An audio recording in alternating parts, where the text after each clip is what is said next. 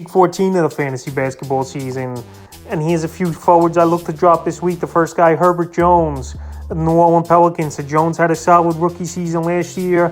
And so far this season, he's been a mediocre fantasy player. Ranked within the top 200 on the season, 10 points a game, 3.7 rebounds, 2.1 assists, 1.5 steals, and 42% from the field. But he's been banged up over the last week here, is Herbert Jones. So we don't know when he's coming back for sure into the lineup.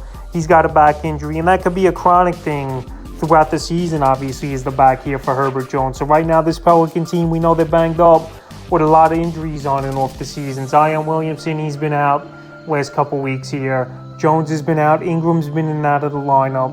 And right now, with him not producing and playing over the last couple weeks here, where he's a guy that's not really going to fill the stat sheet big time, I would drop him. Definitely, he could be a guy back on the radar to pick up in later weeks here is Herbert Jones. But right now, he's a guy I wouldn't stash on my roster.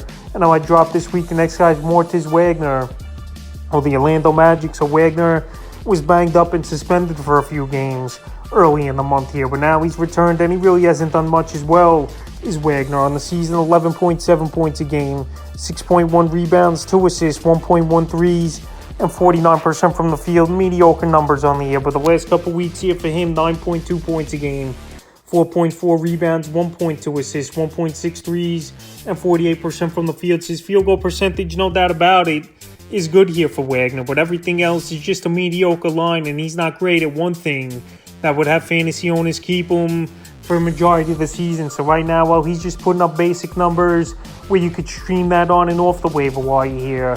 Wagner, I just don't think he's a guy you really should hold on to right now. He definitely could turn things around, but like I said, he's putting up mediocre games. January 10th at Portland, 11 points, 2 rebounds and assists, 3 threes, 57% from the field. January 13th at Utah, 11 points, 4 rebounds and assists, a steal, a 3, 57% from the field. And January 15th at Denver, 8 points, 5 boards and assists, and 33% from the field. So right now, mediocre numbers like I mentioned. You could stream option guys like that throughout the week if you want to.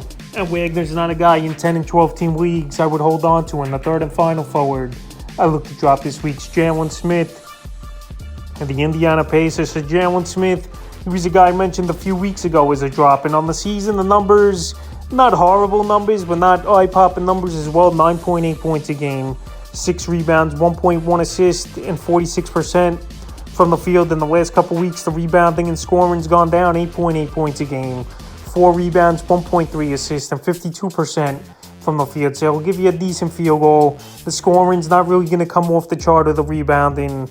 And right now, he's not really a guy who would go out there and keep playing on my roster. And I would drop him. He's only playing about 15, 20 minutes a game as well. January 13th versus the Hawks, 14.6 rebounds, an assist, a block, 50% from the field. January 14th versus the Grizzlies, 6.6 boards, a steal, 2 blocks, 40% from the field. And January 16th at the Bucks, 2 points, a rebound, and 33% from the field. So right now, playing time isn't there. Great numbers really isn't there. And he's a forward I would drop this week. So that's a few forwards I look to drop here in Week 14 of the fantasy basketball season.